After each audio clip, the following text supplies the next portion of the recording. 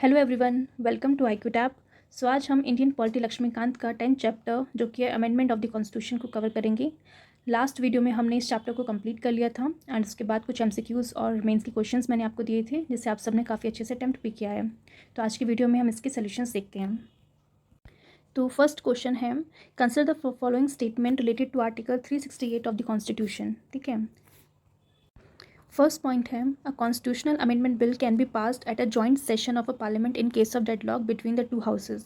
तो जैसे कि हमने कल की क्लास में देखा था कि जब भी कोई भी लोकसभा हो या राज्यसभा हो, ठीक है, अगर दोनों में से कोई भी बिल को इनिशिएट करता है एंड दूसरा हाउस जब उसके पास जाता है तो दोनों हाउसेस से सेपरेटली पास होना ज़रूरी होता है। ठीक है, इन केस अगर डेडलॉक हो जाता है किसी दोनों के बीच में तो कोई भी जॉइंट सेशन का कोई भी प्रोविज़न इसमें ऐड नहीं किया गया है। ठीक है, तो जिस तरीके से ऑर्डिनरी बिल में होता है कि अगर एक बेसिकली डेडलॉक क्रिएट होने पे जॉइंट सेशन बुला सकते हैं दोनों हाउसेस के बीच में और उसको फिर पास किया जा सकता है, बट कॉन्स्टिट्यूशन के अमेंडमेंट के बिल के केसेस में इस तरह का जॉइंट सेशन पार्लियामेंट का नहीं हो सकता अगर अगर इस कॉन्स्टिट्यूशन अमेंडमेंट बिल का डेडलॉक हो जाता है तो। ठीक है, तो यानी ऑप्शन 1 आपका गलत हो जाएगा। सेकेंड है, it is obligatory for the president of India to give his assent to a constitution amendment bill passed under article 368।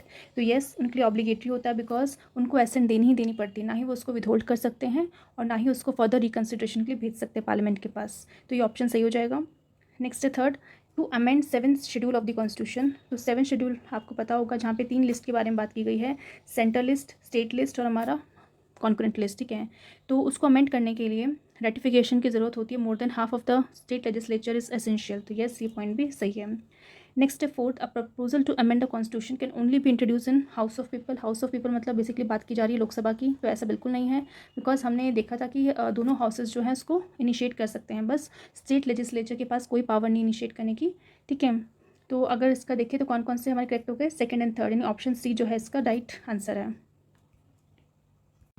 Next question है, amendment of which of the following provisions of the constitution, यानी constitution के जो provisions उन्हें amend करने के लिए किन किन चीज़ों में रिक्वायरमेंट होती है ratification bye the legislature of the state. यानी ये जो चारों प्रोविजंस आपको लिख रखे हैं, इन चारों में से किस केस में जो हम कह सकते हैं कि रेटिफिकेशन जो होती है हमें लेजिस्लेचर ऑफ द स्टेट की रिक्वायरमेंट होती है। ठीक है, तो सबसे पहला है article 157 related to the qualification of appointment as governor of a state.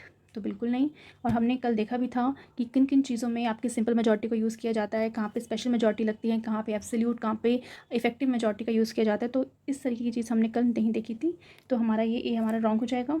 B की बात करते हैं तो article 123 related to the power of president to promulgate ordinance on a subject mentioned in concurrent list during the recess of the parliament. Next है B, तो B आपका जो है बेसिकली रॉन्ग हो जाएगा। ठीक है, सी है article 56 related to the term of office of president की, जो भी प्रेसिडेंट का जो टर्म होता है 5 साल का, क्या उसके रिलेटेड कोई इस तरीके का रेटिफिकेशन की जरूरत होती है स्टेट लेजिस्लेचर में, तो ये भी नहीं है। डी है article 54 related to the election of the president. Yes, क्योंकि जब हम प्रेसिडेंट का इलेक्शन होता है तो उसमें जो है स्टेट लेजिस्लेचर भी पार्टिसिपेट करता है, पार्लियामेंट भी पार्टिसिपेट करता है। ठीक है, तो दोनों के जो इलेक्टेड मेंबर्स होते हैं वो पार्टिसिपेट करते हैं, तो उस केस में हम कह सकते हैं कि जो बेसिकली रेटिफिकेशन की ज़रूरत होती है हर एक स्टेट लेजिस्लेचर की। ठीक है, तो आपका आंसर हो जाएगा यहाँ पे डी। नेक्स्ट क्वेश्चन है third, the provision of article 368 of the constitution of India deals with, यानी आर्टिकल 368 किससे डील करता है। पहला, power of a parliament to amend the constitution. Yes, procedure for amendment of the constitution to be followed by parliament. Yes, power as well as procedure for amendment of the constitution. D भी देख लेते हैं, passing and ratification of amendment bill by the state legislature. ठीक है, तो जो आपका article 368 है तो हम कह सकते हैं इसका आंसर सी हो जाएगा बिकॉज पावर के साथ साथ इसमें प्रोसीजर भी लिखा हुआ है कि कैसे अमेंड करना है कॉन्स्टिट्यूशन को। ठीक है, अब आपको कन्फ्यूजन हो रही होगी कि जो हमारा ratification of amendment bill by the state legislature है वो भी आर्टिकल 368 में तो कवर होता ही है, बट यहाँ पे सिर्फ और सिर्फ रेटिफिकेशन की बात करें तो सिर्फ आर्टिकल 368 में सिर्फ वही नहीं आता है। स्पेशल मेजॉरिटी जो होती है हमने कल देखी थी 4 टाइप्स की, जहाँ पे आर्टिकल 249 है, आर्टिकल 61 है, आर्टिकल 368 है और आर्टिकल 368 प्लस स्टेट रेटिफिकेशन, चारों चीज़ें जो आर्टिकल 368 में आती है। तो अगर हम मोस्ट अप्रोप्रिएट आंसर देखें तो यही होगा कि आर्टिकल 368 जो है डील करता है power as well as procedure क्या है अमेंडमेंट ऑफ द कॉन्स्टिट्यूशन का, और जब हम प्रोसीजर की बात करते हैं तो प्रोसीजर के अंदर वो चारों जो टाइप्स हैं स्पेशल मेजॉरिटी की वो कवर हो जाती हैं। ठीक है, तो इसका आंसर हो जाएगा सी। नेक्स्ट क्वेश्चन है fourth, how can an amendment in a list in 7th schedule of the constitution of India be initiated if the bill seeking amendment is passed in either house of a parliament by. तो किस तरीके से दोनों के मतलब जो 7 schedule अगर constitution जो है उसमें अमेंडमेंट लानी है तो किस तरीके से पास होना चाहिए। पहला, अ majority of total membership of that house, या फिर majority of total membership of that house and by majority of not less than 2/3 of members of that house present in voting. ठीक है, तो याद आपको ये रखना है कि जो पहले जो 7 शेड्यूल है यानी फेडरल स्ट्रक्चर हो जाएगा, तो यहाँ पे दोनों हाउसेस के साथ साथ स्टेट का भी आपको यूज़फुल होगा। ठीक है, तो हम सी देखते हैं, a majority of a total membership of that house and by a majority of not less than 2/3 of the member of that house present in voting. Yes, यहाँ तक सही है, बट क्योंकि फेडरल है तो इसमें एक और चीज़ ऐड होनी चाहिए, वो है amendment shall be required by ratified by the legislature not less than 1/2 of the state. तो ये स्टेटमेंट आपकी करेक्ट है। एक बार डी भी चेक कर लेते हैं, a majority of total membership of that house and by a majority of not less than 2/3 of the members of that house present in voting, and amendment shall also requires to be ratified by the legislature not less than 2/3 of the state। तो आप देख सकते हो इन दोनों statement में बस एक ही चीज़ गलत की है इन्होंने, यहाँ पे 1/2 है और यहाँ पे 2/3 है। तो हमने देखा 2/3 नहीं लगती है स्टेट लेजिस्लेचर के केस में, ठीक है, सिर्फ 1/2 लगती है। 1/2 इन द सेंस कि सिंपल मेजॉरिटी लगती है। ठीक है, तो स्टेट लेजिस्लेचर जब भी रेटिफिकेशन देंगे तो वो सिंपल मेजॉरिटी से पास होगा। बाकी जो आपका पार्लियामेंट है, मतलब लोकसभा है, राज्यसभा है, वहाँ पे वो special majority 2/3 present and voting से बेसिकली से पास किया जाएगा। तो इसका आंसर हो जाएगा सी। नेक्स्ट क्वेश्चन है fifth, N amendment of the constitution of India for the purpose of creating a new state must be passed by. तो यानी जब न्यू स्टेट बनाने की बात होती है तो उस समय कॉन्स्टिट्यूशन में जो अमेंडमेंट करना है वो कैसे किया जाएगा, सिंपल मेजॉरिटी इन पार्लियामेंट, या फिर simple majority in parliament and notification by not less then half of the state, या 2/3 majority in parliament and notification by not less than 2/3 of the states and 2/3 of the member of both house of parliament present in voting. तो इसका answer simple है ए, simple majority से पास किया जाएगा parliament में। ठीक है, नेक्स्ट क्वेश्चन है sixth, N amendment of the constitution of India for the purpose of creating, अच्छा ये तो आपका क्वेश्चन रिपीट हो गया था तो इसको कैंसिल कर देना। सेवन्थ क्वेश्चन देखते हैं, जहाँ बोला गया which of the following features are present in Indian constitution, के अंदर कौन से फीचर जो है प्रेजेंट है। तो सबसे पहले है मल्टीपल प्रोसीजर फॉर अमेंडमेंट, तो येस, तो आप देख सकते हो सिंपल मेजॉरिटी भी है हमारे यहाँ, स्पेशल मेजॉरिटी भी है, रेटिफिकेशन भी है, तो हमारा कह सकते हैं कि मल्टीपल प्रोसीजर है अमेंडमेंट का। ठीक है, तो फर्स्ट स्टेटमेंट करेक्ट है। सेकंड चेक करते हैं, states are not empower to initiate amendment. ठीक है, तो हम कह सकते हैं अभी सही है, बिकॉज जो इनिशिएट करने की पावर है वो कहाँ पे, लोकसभा और राज्यसभा को दी गई है हमारे पार्लियामेंट में। थर्ड है joint sitting of parliament to resolve dispute regarding constitution amendment. तो कॉन्स्टिट्यूशन अमेंडमेंट से अगर बिल में कोई भी डिस्प्यूट आता है तो दोनों के बीच में यानी लोकसभा और राज्यसभा में जॉइंट सेटिंग हो सकती है, नहीं हो सकती, तो थर्ड गलत है। तो अगर आप देखें थर्ड गलत है तो आपका डी हट जाएगा, सी हट जाएगा, 1 हट जाएगा, तो आपका आंसर क्या हो जाएगा, बी 1 and 2। नेक्स्ट क्वेश्चन है eight, a change in which of the following does not require ratification by legislature of not less than 1/2 of the state by resolution to that effect passed by those legislature before the bill making provision for amendment of the Indian constitution is presented to the president for assent। तो घुमा फिरा के यहाँ पे एक ही चीज़ पूछी जा रही है कि इन चारों में से किसमें जो है स्टेट की रेटिफिकेशन नहीं लगेगी, यानी जहाँ पे ऐसा, क्योंकि ये चारों में से कोई एक ऐसा होगा जहाँ पे फेडरल फीचर को बेसिकली प्रमोट नहीं कर, क्योंकि जहाँ पे फेडरल फीचर होगा वहाँ पे स्टेट की रेटिफिकेशन लगेगी। ठीक है, तो जैसे हम पहला देखते हैं any of the list in 7 schedule, तो 7 शेड्यूल बेसिकली फेडरल स्ट्रक्चर का पार्ट है, यानी वहाँ पे स्टेट की रेटिफिकेशन तो लगेगी। और क्वेश्चन में पूछ रहा है कि कहाँ पे नहीं लगनी है, तो फर्स्ट आपको गलत हो जाएगा। द प्रोविजन ऑफ आर्टिकल 368, तो वहाँ पे आर्टिकल 368 में स्टेट का रेटिफिकेशन भी आता है, तो ये भी गलत हो जाएगा। सी देखते हैं article 73 about extent of executive power of the union. ठीक है, तो आपने देखा था कल हमने डिस्कस किया था कि हमारा जो स्पेशल मेजॉरिटी और स्टेट रेटिफिकेशन जो है वहाँ पे जो एग्जीक्यूटिव पावर जो यूनियन की उसको एक्सटेंड करने के लिए भी उसको यूज़ किया जाता है, तो ये भी गलत हो जाएगा। Article 161 about the power of governor to grant pardon, तो जो पावर मिलती है पहले तो बात है गवर्नर की, वो डिस्क्रिशनरी पावर होती है। ठीक है, तो उस केस में स्टेट रेटिफिकेशन की ज़रूरत नहीं है, तो आपका आंसर हो जाएगा डी। ठीक है, नेक्स्ट क्वेश्चन है ninth, on receipt of a constitution amendment bill after passing by each house of parliament the president. तो जैसे ही वो कॉन्स्टिट्यूशन बिल दोनों हाउसेस से पास हो गया तो प्रेसिडेंट का क्या रोल है, क्या वो शेल गिव हिज एसेंट, देना ही देना पड़ेगा, मे गिव हिज एसेंट दे सकते नहीं, मे विद होल्ड कर सकते हैं एसेंट को, या may return for the bill for reconsideration. तो जैसे कि हमने देखा था उन्हें देना ही देना पड़ेगा एसेंट, यानी इसका आंसर हो जाएगा A, shall give his assent on a constitution amendment bill so that वो बिल जो है बाद में जाके एक्ट में कन्वर्ट हो जाए। ठीक है, नेक्स्ट क्वेश्चन है tenth, consider the following statement first, an amendment of the constitution of India can be initiated by the introduction of a bill only in Lok Sabha। तो गलत है कि लोकसभा के साथ साथ राज्यसभा को भी पावर दी गई है। ठीक है, सेकंड है the bill for amendment of the constitution of India has to be passed in each house by majority of total membership of that house and by majority of not less than 2/3 members of that house present and voting. Case, तो यानी जब bill को initiate करना है यानी bill को लेके आना है तब आपका जो है मेजॉरिटी लगेगी total membership of the house, and फिर जब आपको बिल को रीडिंग करके एकदम पास कर देना तो उस समय आपकी 2/3 मेजॉरिटी लगेगी प्रेजेंट एंड वोटिंग के साथ, ठीक है। तो सी मतलब बेसिकली सेकेंड पॉइंट करेक्ट है, इसका आंसर जाएगा B, only 2।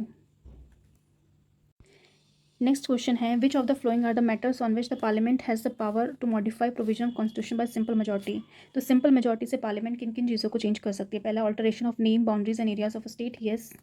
Appointment of additional जजेस, नो, ये नहीं हो सकता। थर्ड है abolition of second chamber of a state legislature, यानी कि सेकंड चैम्बर मतलब लेजिस्लेटिव काउंसिल की बात की जा रही है यहाँ पे, तो येस वो भी सिंपल मेजॉरिटी से कर सकता है। नेक्स्ट है एडमिशन करना है शेड्यूल एरिया का, तो वो भी सिंपल मेजॉरिटी से किया जा सकता है, तो इसका आंसर हो जाएगा 1, 3 एंड 4 यानी सी। नेक्स्ट क्वेश्चन है 12th, restriction of the writ jurisdiction of the high court under article 226 of the constitution is possible through, यानी जो हाई कोर्ट की जो रिट जुरिडिक्शन है उसको रिस्ट्रिक्ट करने के लिए किस अमेंडमेंट का यहाँ पे यूज़ किया जाएगा वो बताना है। तो सबसे पहला amendment of the constitution passed bye 2/3 majority of member present and voting and majority of total membership with house of the parliament. तो सबसे पहले तो आपको ये जानना जरूरी है कि हाई कोर्ट हमारा कहाँ पे आता है, स्टेट के अंदर आता है। तो स्टेट के अंदर जो हाई कोर्ट है अगर उसकी कोई पावर में कोई चेंजेस आ रहा है तो स्टेट रेटिफिकेशन तो उसमें लगेगा ही लगेगा, ठीक है। तो इसलिए हम कह सकते हैं ए हमारा गलत है। बी चेक कर लेते हैं, amendment of the constitution passed by simple majority of member present and voting by both the house, no. Amendment of the Constitution passed by 2/3 majority of the member present and voting and majority of total membership of each House of Parliament together with the ratification of half of the state legislature, yes, तो ये ठीक है।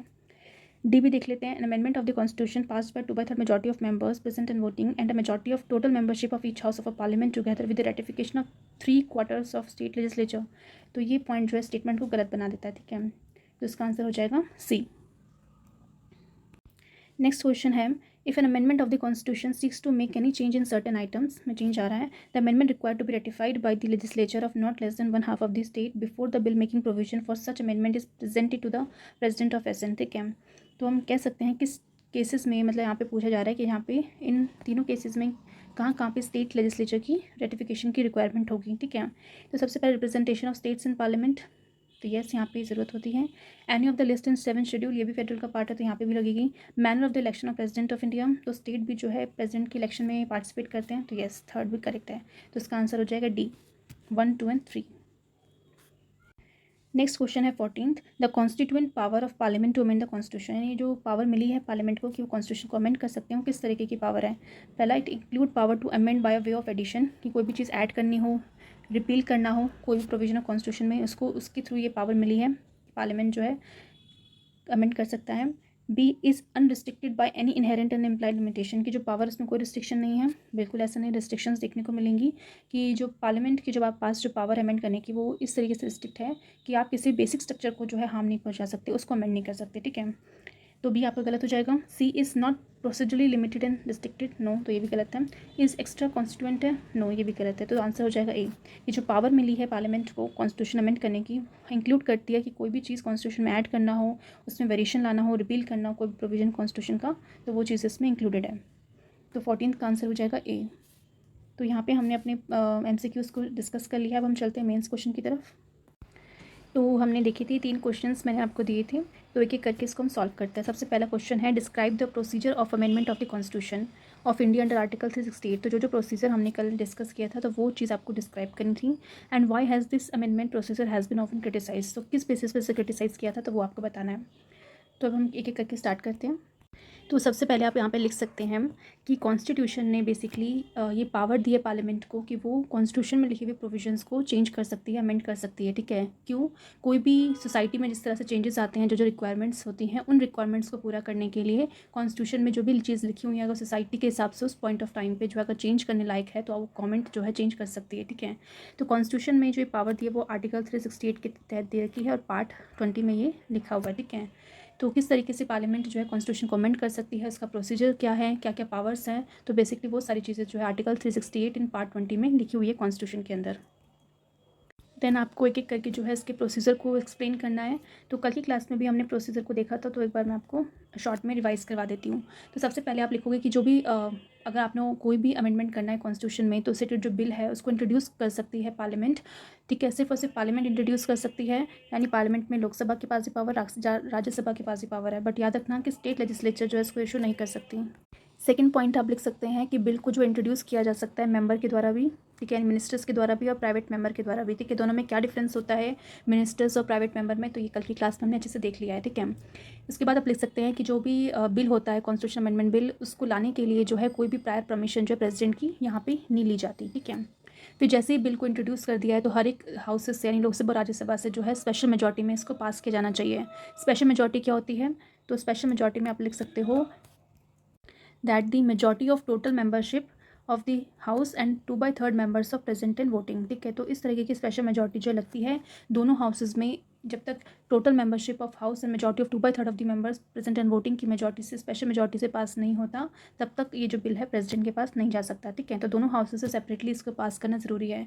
In case अगर disagreement होता है दोनों houses के बीच में अमेंडमेंट बिल से रिलेटेड, तो जॉइंट सिटिंग जो है नहीं बुलवा सकते। ठीक है, और अगर मान लो जो भी बिल आया है कॉन्स्टिट्यूशन अमेंडमेंट बिल का, अगर वो किसी फेडरल प्रोविजन जो है कॉन्स्टिट्यूशन का उसको अमेंड कर रहा है, तो उस केस में जो है स्टेट लेजिस्लेचर की जो है रेटिफिकेशन की ज़रूरत होती है, और स्टेट जो है उस रेटिफिकेशन को सिंपल मेजॉरिटी के थ्रू जो है बेसिकली देता है। ठीक है, तो ये आपको डिफरेंस याद रखना है कि स्टेट के केस में सिंपल मेजॉरिटी लगेगी, बाकी जो आपके पार्लियामेंट में लोकसभा राज्यसभा है उन दोनों को जब इसको पास करना है इस बिल को, तो स्पेशल मेजॉरिटी के साथ पास करना है।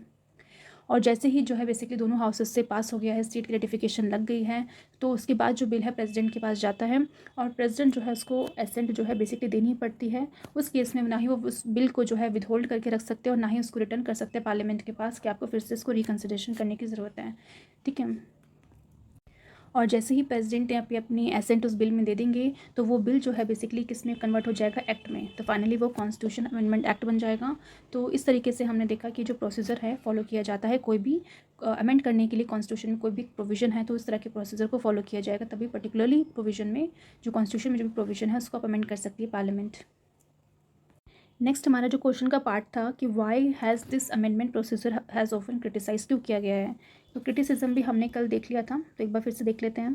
तो सबसे पहला क्रिटिसिज्म इस बात का किया गया है कि हमारे पास कोई भी स्पेशल बॉडी नहीं है कॉन्स्टिट्यूशन अमेंडमेंट के लिए। ठीक है, जिस तरीके से हमने देखा था यूएसए के केस में कॉन्स्टिट्यूशनल कन्वेंशन करके एक बॉडी है जो जिसका काम सिर्फ कॉन्स्टिट्यूशन को अमेंड करना ही है, बट हमारे यहाँ जो पावर है सिर्फ पार्लियामेंट के पास, यानी पार्लियामेंट को ही जो है पूरा पावर दे रखा है कि आप ही जो है इनिशिएट कर सकते हो अमेंडमेंट को। ठीक है, तो कोई भी स्पेशल बॉडी आपको देखने को नहीं मिलेगी।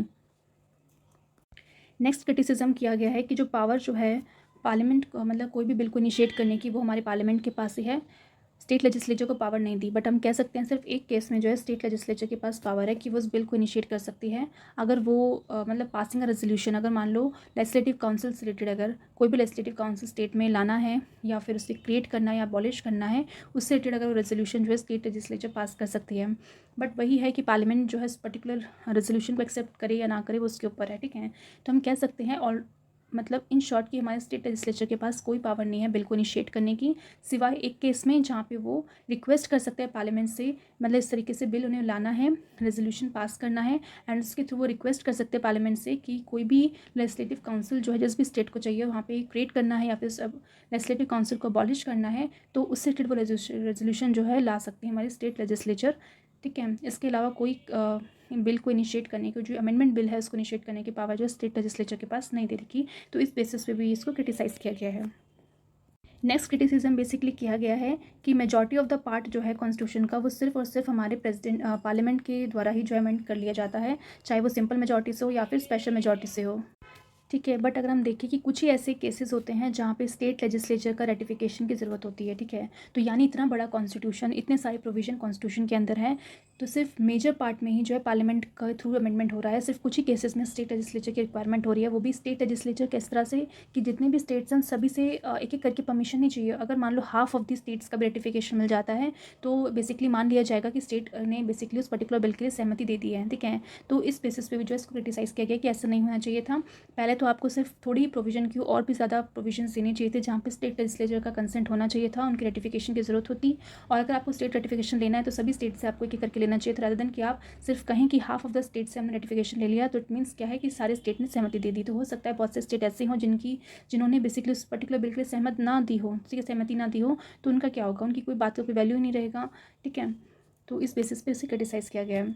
नेक्स्ट क्रिटिसिज्म बेसिकली बोला गया कि कोई टाइम फ्रेम नहीं है कि स्टेट को जब आपने रेटिफिकेशन के लिए दिया हुआ है तो कोई टाइम फ्रेम नहीं है कि कब आपको अपना जो है रेटिफिकेशन का आंसर देना पड़ेगा, कितने टाइम पे देना पड़ेगा। ठीक है, और साथ ही साथ कि चलो उन्होंने दे दिया अपना रेटिफिकेशन, फिर उस रेटिफिकेशन जो भी आया है बेसिकली वो हाफ ऑफ द स्टेट से ही जो है फुलफिल हो जाएगा, ठीक है। यानी हर एक स्टेट्स का रेटिफिकेशन की भी इंपॉर्टेंस यहाँ पे कवर नहीं की गई है।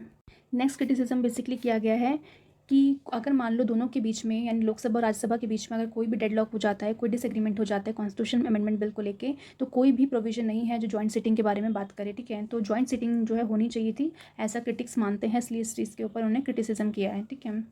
नेक्स्ट क्रिटिसिज्म बेसिकली किया गया है कि जो प्रोसेस है अमेंडमेंट का, ठीक है, जो भी हमने प्रोसेस देखा कहीं ना कहीं वो सिमिलर है लेजिस्लेटिव प्रोसेस, यानी जो ऑर्डिनरी बिल को जब हम पास करती है पार्लियामेंट तो वो जो प्रोसेस फॉलो करती है वही सेम प्रोसेस जो है अमेंडमेंट में देखा गया है।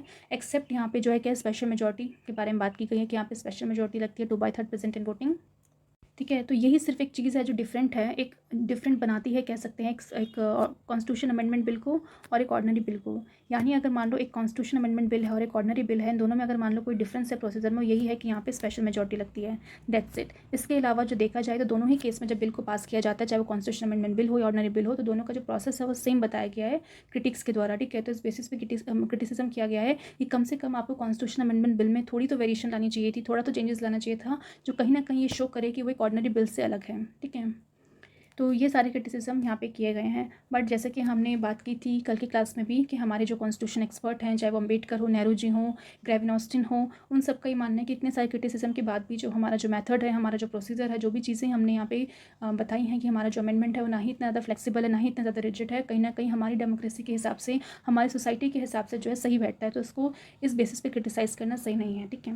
बट क्योंकि ये क्वेश्चन जो है सिर्फ बात करता है कि किस तरीके से आपका यहाँ पे प्रोसीजर है एंड किस तरीके से इसका अमेंडमेंट जो है प्रोसीजर का क्रिटिसाइज़ किया गया है, ठीक है। तो वो हमने डिस्कस कर लिया है। लास्ट में यहाँ पे बता सकते हो कि भले ही हमारा जो प्रोविजंस है अमेंडमेंट प्रोसीजर के बहुत ज़्यादा अलग ना हो एक ऑर्डिनरी बिल से, कि जिस तरीके से क्रिटिक्स ने बोला है, बट कहीं ना कहीं हमारी सोसाइटी के हिसाब से जो है ये चीज़ सही बैठती है, ठीक है। बिकॉज अगर आप इसको इतना ज़्यादा फ्लेक्सिबल कर दोगे तो कोई भी रूलिंग पार्टी जो मेजॉरिटी में होगी वो अपनी पावर को शो करके जो है कॉन्स्टिट्यूशन में अमेंडमेंट पे अमेंडमेंट करती रहेगी, ठीक है। अगर आप इतना ज़्यादा उसे रिजिड कर दोगे तो अगर मान लो सोसाइटी में अगर कोई भी चेंजेस लाना हो, उस चेंजेस को करने के लिए कॉन्स्टिट्यूशन में कोई चेंज लाना, तो आपके पास पावर ही नहीं होगी उसको, इतना रिजिड बना दिया आपने उसको कि आप उसको अमेंड ही नहीं कर पाओगे। तो इस तरीके का चीज़ें भी होना सही नहीं है। दोनों चीज़ में बैलेंस बनाए रखना बहुत ज़रूरी है। और हमारा जो अमेंडमेंट प्रोसीजर है वो कहीं ना कहीं जो है फ्लेक्सिबिलिटी और रिजिडिटी के बीच में बैलेंस ही क्रिएट करता है, ठीक है। तो despite that all the criticism जो भी किए गए हैं, हमें इस चीज़ को एक्सेप्ट करना चाहिए कि जो भी हमारे अमेंडमेंट प्रोसीजर है वो हमारी सोसाइटी के हिसाब से फिट बैठता है, ठीक है। तो हम चलते हैं सेकंड क्वेश्चन की तरफ। आई होप आपको ये अच्छे से समझ में आ गया हो। कोई भी पॉइंट्स आपको लगे कि आपको अच्छे से और कुछ और पॉइंट्स ऐड करनी चाहिए तो आप कमेंट बॉक्स में अपने आंसर में लिख सकते हैं। नेक्स्ट क्वेश्चन है कि examine the provision of constitution amendment, do you think the Indian constitution is more flexible than rigid, ठीक है। तो पहले आपको बताना है कॉन्स्टिट्यूशन अमेंडमेंट के क्या क्या प्रोविजंस थे, ठीक है। उसके बाद आपको बताना है कि आपको क्या लगता है कि इंडियन कॉन्स्टिट्यूशन ज़्यादा फ्लेक्सिबल है देन रिजिड, ठीक है। तो क्योंकि हमारा कॉन्स्टिट्यूशन फ्लेक्सिबल रिजिडिटी दोनों को बैलेंस करता है, ना ही ज़्यादा फ्लेक्सिबल है ना ही ज़्यादा रिजिड है, उसी चीज़ को आपको एग्जामिन करते हुए चलना है। तो हम स्टार्ट करते हैं। तो आप इसकी स्टार्टिंग इस तरीके से करेंगे कि कॉन्स्टिट्यूशन में मतलब वही सारी चीज़ें आपको फिर से लिखनी पड़ेंगी। कॉन्स्टिट्यूशन में अंडर आर्टिकल 368 के थ्रू और पार्ट 20 के थ्रू जो बेसिकली पार्लियामेंट के पास पावर मिली है कि कॉन्स्टिट्यूशन को अमेंड कर सकती है। एंड आर्टिकल 368 में पावर के साथ साथ प्रोसीजर को भी बेसिकली बताया कि किस तरीके का प्रोसीजर जो है फॉलो करना है। बट हम देख सकते हैं पार्लियामेंट को भले ही पावर मिली है बट उस पावर में थोड़ी लिमिटेशन है कि वो किसी बेसिक स्ट्रक्चर जो है वो कॉन्स्टिट्यूशन का उसको चेंज नहीं कर सकती, ठीक है। और बेसिक फीचर जो है कॉन्स्टिट्यूशन का क्या है वो चीज़ जो है बेसिकली केशवानंद भारती का जो केस आया था 1973 में, उसकी जजमेंट के थ्रू बेसिकली पहली बार ये चीज़ बताया गया कि क्या है डॉक्ट्रिन ऑफ बेसिक स्ट्रक्चर। तो गवर्नमेंट को यानी जो पार्लियामेंट है उसको इस बात का हमेशा ध्यान रखना है कि भले वो अमेंडमेंट कर सकती है कॉन्स्टिट्यूशन में, बट कॉन्स्टिट्यूशन में कोई भी बेसिक स्ट्रक्चर जो है उसको अमेंड नहीं कर सकती। देन हम बता सकते हैं कि आर्टिकल 368 में कौन कौन से टाइप्स की जो है बेसिकली अमेंडमेंट प्रोसीजर बेसिकली बताया गया है, ठीक है। मेथड्स क्या अमेंडिंग करने के लिए कॉन्स्टिट्यूशन को, तो सबसे पहला हमने देखा सिंपल मेजॉरिटी एक है। नेक्स्ट आपका सिंपल मेजॉरिटी आर्टिकल 368 के अंदर नहीं आती, ठीक है, माय मिस्टेक। तो आपको हमेशा याद रखना है कि सिंपल मेजॉरिटी जो है बेसिकली पार्लियामेंट के पास पावर चीज़ों को कॉन्स्टिट्यूशन में अमेंड करने की, बट वो आर्टिकल 368 के अंदर कवर नहीं की जाती, ठीक है। तो आर्टिकल 368 में क्या आती है, स्पेशल मेजॉरिटी आती है एंड स्पेशल मेजॉरिटी है प्लस मतलब जो स्टेट की रेटिफिकेशन, ठीक है। तो आर्टिकल 368 के अंदर आपका स्पेशल मेजॉरिटी आ गया, और स्पेशल मेजॉरिटी कहाँ पे, जहाँ पे स्टेट की रेटिफिकेशन लगती है, यानी जो ऐसे फेडरल प्रोविजन अगर कॉन्स्टिट्यूशन को अमेंड कर रहे हो तो उस केस में आपको जो है स्टेट की रेटिफिकेशन की ज़रूरत पड़ेगी। और हमने कल देखा था स्पेशल मेजॉरिटी केसेस में हमने 4 तरह की मेजॉरिटी पढ़ी थी, तो वो भी आपको इसमें अच्छे से एक्सप्लेन कर सकते हो। ठीक है। फिर सिंपल मेजॉरिटी कहाँ कहाँ पे यूज़ की जाती है, तो आप लिख सकते हो कि अगर मान लो कोई भी न्यू स्टेट को फॉर्म करना है, कोई भी उसकी बाउंड्रीज चेंज करनी है, ठीक है, को सेकंड शेड्यूल के अंदर जो भी आपको मेंशन किया गया है कि एम्बुलेंस वगैरह है, जो अलाउंसेस उसमें चेंजेस लाने हैं, या फिर जो रूल ऑफ प्रोसीजर जो होता है पार्लियामेंट का उसमें चेंजेस लाना है, तो वहाँ पे पार्लियामेंट जो है सिंपल मेजॉरिटी से उसमें चेंजेस ला सकती है। एंड स्पेशल मेजॉरिटी क्या होती है वो आप लिख सकते हो, एंड कहाँ कहाँ पे इसको यूज़ किया जाता है। तो जैसे फंडामेंटल राइट्स में अगर कोई चेंज लाना है, डीपीएसपी में कोई चेंज लाना है, तो उस केस में हम इसको यूज़ कर सकते हैं। और special majority with state consent की जहाँ ज़रूरत होती है, मतलब ऐसे पॉइंट जहाँ पे आपको फेडरल चीज़ें जो होती है उसमें अगर फेडरल प्रोविजन जो कॉन्स्टिट्यूशन का उसमें अगर चेंज लाना है, तो वहाँ पे special majority plus state ratification की ज़रूरत होती है। जैसे आपका डिस्ट्रीब्यूशन ऑफ लेजिस्लेटिव पावर हो गया, सुप्रीम कोर्ट, हाई कोर्ट हो गया, तो इन सब में आपका स्टेट कंसेंट की ज़रूरत होती है।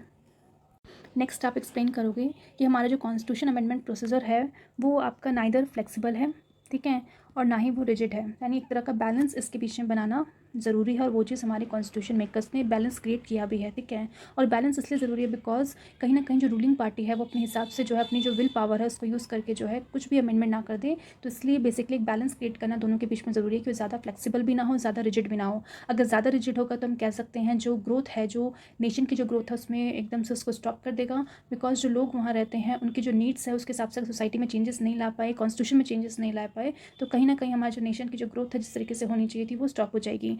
और जिस तरीके से हमने कल बात किया था फंडामेंटल ड्यूटीज़ के केस में भी कि आपकी जो ड्यूटीज़ होती हैं, ठीक है, कि हर एक सिटीज़न की ड्यूटीज़ जो होती हैं अगर वो अच्छे से फुलफिल करते हैं, ठीक है, तो कहीं ना कहीं स्टेट नेशन को ग्रो करने में हेल्प करता है। ठीक है।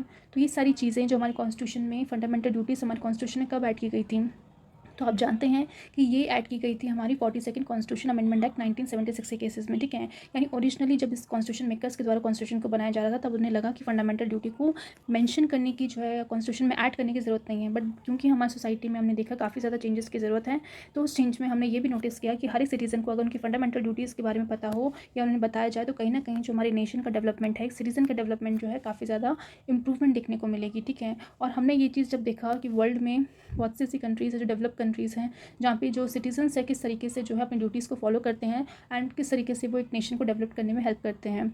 और सिंगापुर का एग्जांपल भी हमने देखा कि सिंगापुर जो एक लो डेवलप नेशन से हाई डेवलप नेशन में ट्रांसफॉर्म हुआ, उसके इस जर्नी में सबसे इंपॉर्टेंट रोल जो है, one of the important role जो है वहाँ के सिटीजन्स का भी रहा होगा कि सिटीजन्स ने उन सारी ड्यूटीज़ को जो वहाँ पे कंट्री में उन्हें दी गई थी उन ड्यूटीज़ को उन्होंने अच्छे से फॉलो किया, जिससे उनके नेशन को ग्रो होने में हेल्प की। तो हम कह सकते हैं कि ये सारे चेंजेस जो हैं एकदम से नहीं आते, जैसे जैसे सोसाइटी ग्रो करती है, जैसे जैसे नेशन हमारा ग्रो करता है, तो उस तरीके के चेंजेस जो है फिर कॉन्स्टिट्यूशन में करने पड़ते हैं। ठीक है। तो इस तरीके से अगर हमारा कॉन्स्टिट्यूशन अगर बहुत ज़्यादा रिजिड रहेगा या फिर बहुत ज़्यादा फ्लेक्सिबल होगा तो वो हमारे कॉन्स्टिट्यूशन के लिए, हमारी सोसाइटी के हिसाब से बिल्कुल फिट नहीं बैठेगा। ठीक है। तो इसलिए इसमें बैलेंस बनाए रखना बहुत ज़्यादा ज़रूरी है, और टाइम टू टाइम कॉन्स्टिट्यूशन को अमेंड करना भी बहुत ज़्यादा ज़रूरी है। ठीक है। और जितने भी अमेंडमेंट्स हम पढ़ते हैं कॉन्स्टिट्यूशन में, जितने भी अमेंडमेंट्स हुए हम देखो कितने ज़्यादा इंपॉर्टेंट है। ठीक है। चाहे वो आपका जीएसटी बिल सेटेड हो या फिर आप देख सकते हो अभी जो आपका सीए कॉन्स्टिट्यूशन अमेंडमेंट एक्ट आया हो, तो ये सारी चीज़ें हमारी सोसाइटी में जिस तरीके से चेंजेस आ रहे हैं उसको एक तरह से रिफ्लेक्ट करता है। ठीक है, हमारा अमेंडमेंट। तो ये सारी चीज़ें आप लिख सकते हो, एग्जाम्पल भी आप कोट कर सकते हो किस तरीके से जो अमेंडमेंट जो है काम करता है एंड किस तरीके से सोसाइटी को, नेशन को डेवलप करने में हेल्प करता है। ठीक है। तो यहाँ पे आप इस टॉपिक मतलब इस क्वेश्चन को अच्छे से कंक्लूड कर सकते हो। ठीक है। हम नेक्स्ट क्वेश्चन में चलते हैं। नेक्स्ट क्वेश्चन है examine the limitations in amending any part of the Indian constitution. ठीक है। अगर मान लो आप हमारी कॉन्स्टिट्यूशन का कोई भी पार्ट को अमेंड करते हो, क्या उससे रिलेटेड कोई लिमिटेशंस आपको देखने को मिलती है, तो वो हमें चेक करनी है। ठीक है। तो इस क्वेश्चन को सबसे पहले हम स्टार्ट करेंगे कि उसी तरीके से कि कैसे हमारे कॉन्स्टिट्यूशन में जो है आर्टिकल 368 और पार्ट 20 में बेसिकली किस तरीके से बताया गया कि हमारे जो है पार्लियामेंट को पावर मिली है कॉन्स्टिट्यूशन को अमेंड करने की, और क्या क्या प्रोसीजर जो है अमेंडमेंट का फॉलो किया जाता है। ठीक है। देन अमेंडिंग करना कॉन्स्टिट्यूशन ऑफ इंडिया को is a process of making changes to the nation fundamental law and supreme law, यानी जो हमारे जो फंडामेंटल लॉज है उसमें चेंजिंग करना बेसिकली जो है कॉन्स्टिट्यूशन अमेंडमेंट कहलाया जाता है। ठीक है। और ये जो प्रोसीजर है कहीं ना कहीं वो इंश्योर करता है कि sanctity of the constitution of India and keeps a check on arbitrary power of a parliament. ठीक है। कि अगर मान लो पार्लियामेंट अपनी आर्बिट्री पावर ना दिखाए, नहीं कोई भी रूलिंग पार्टी अगर मान लो पावर में है, तो आपने अपने कॉन्स्टिट्यूशन के जो प्रोसीजर है, अमेंडमेंट का जो प्रोसीजर है उसको इस तरीके से आपने बनाया कि ना ही वो ज़्यादा फ्लेक्सिबल है ना ही वो ज़्यादा रिजिड है, तो कहीं ना कहीं वो जो आर्बिट्री पावर है पार्लियामेंट की उसको चेक करने के लिए, उसमें बैलेंस लाने के लिए जो है काफ़ी ज़्यादा हेल्प करता है। ठीक है।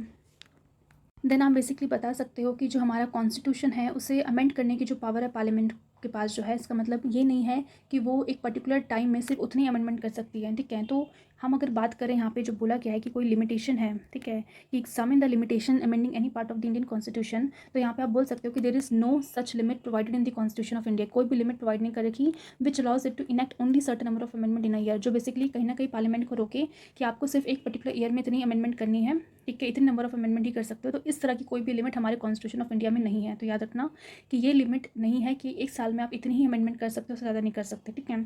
यानी हम कह सकते हैं कि हमारा जो पार्लियामेंट है वो फ्री है इनेक्ट करने के लिए कितने भी नंबर ऑफ अमेंडमेंट एक पर्टिकुलर ईयर में, ठीक है। तो कभी हम देखते हैं कि एक साल में 2-3 अमेंडमेंट्स आती है, कभी एक साल में कुछ नहीं आती, तो ये अप टू पार्लियामेंट के ऊपर है, उनको ये बेसिकली पावर मिली हुई है। बस एक चीज़ है जहाँ पे हम कह सकते हैं कि पार्लियामेंट को ध्यान रखना है कि उससे बेसिक फ्रेमवर्क जो है कॉन्स्टिट्यूशन, उसको हमेशा प्रिजर्व करना है, ठीक है। और कोशिश करनी है कि जब भी वो अमेंडमेंट कर रही है वो बेसिक फीचर जो है, बेसिक कॉन्स्टिट्यूशन जो फीचर्स है उसको वो बेसिकली अमेंड ना करें।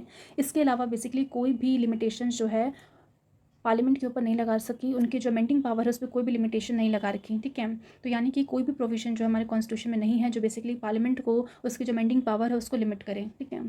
देन आप इसमें डिफाइन कर सकते हो क्या क्या प्रोसीजर है कॉन्स्टिट्यूशन में, मतलब अमेंड करने का कॉन्स्टिट्यूशन को, वो प्रोसीजर जो भी हमने देखा था कि कैसे कैसे पहले बिल कहाँ पे इनिशिएट होगा, फिर कैसे वो दोनों हाउसेस से पास किया जाएगा स्पेशल मेजॉरिटी में, तो वो सब चीज़ें आप अच्छे से डिस्कस कर सकते हैं, ठीक है। कि दोनों हाउसेस से special majority plus 2/3 majority in present and voting लगेगा। देन दोनों अगर हाउसेस से हो जाता है तो बिल प्रेसिडेंट के पास जाएगा। अगर मान लो कुछ फेडरल फीचर को जो है अमेंड करना है तो स्टेट रेटिफिकेशन लगेगी, अगर नहीं करना तो नॉर्मली जो है बेसिकली दोनों हाउसेस से पास होना जरूरी है। नो जॉइंट सिटिंग का प्रोविजन नहीं दे रखा है। और जैसे प्रेसिडेंट के पास जाएगा तो प्रेसिडेंट के पास जो इनिशियली जाने के लिए कोई भी बेसिकली प्रायर परमिशन नहीं थी, डायरेक्टली जो है दोनों हाउसेस जो है उस बिल को पास करके प्रेसिडेंट की एसेंट के लिए भेज सकते हो। प्रेसिडेंट को उसमें एसेंट देनी पड़ेगी, जैसे एसेंट मिल जाएगी तो पर्टिकुलर बिल जो है वो एक्ट में कन्वर्ट हो जाएगा।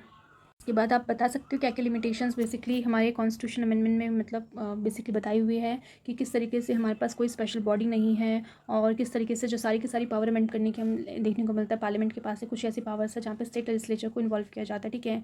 और स्टेट से अगर रेटिफिकेशन लेते भी है तो हाफ ऑफ द रेटिफिकेशन में काम हो जाता है, कोई टाइम फ्रेम नहीं बता रखा। तो ये सारी चीज़ें जो ऑलरेडी हमने देख लिया, बार बार रिपीट करना जो है सही नहीं है, तो वो सब चीज़ें आपको यहाँ पे लिख सकते हो। एंड लास्ट में आप ये लिखोगे कि जो इंडिया का कॉन्स्टिट्यूशन है वो इतना ना ही फ्लेक्सिबल है कि कोई भी पार्टी जो है पावर में आके अपनी पावर को यूज़ करके उसे अमेंड कर दे, और ना ही वो इतना रिजिड है कि उसमें कोई चेंजेस ही ना ला पाए अकॉर्डिंग टू द नीड्स, ठीक है। यानी जो भी नीड्स है हमारी सोसाइटी की, जो भी नीड्स है हमारी गवर्नमेंट की, उस हिसाब से अगर उसे चेंज करना है तो वो पावर भी उतनी पावर तो होनी चाहिए गवर्नमेंट के पास, ठीक है। तो इस तरीके से आप अपने आंसर को जो है एंड कर सकते हो। एंड आई होप आपको ये तीनों सोल्यूशंस आपको अच्छे समझ में आ गए हों। अगर फिर भी आपको कोई डाउट है किसी भी क्वेश्चन में तो आप प्लीज़ कमेंट बॉक्स में अपने क्वेरीज़ वगैरह लिख सकते हो। एंड अगर आपको वीडियो अच्छी लगी तो लाइक कीजिएगा, अगर आपने सब्सक्राइब नहीं किया तो सब्सक्राइब कर दीजिए, लोगों के साथ शेयर कीजिए, ठीक है। Thanks for watching.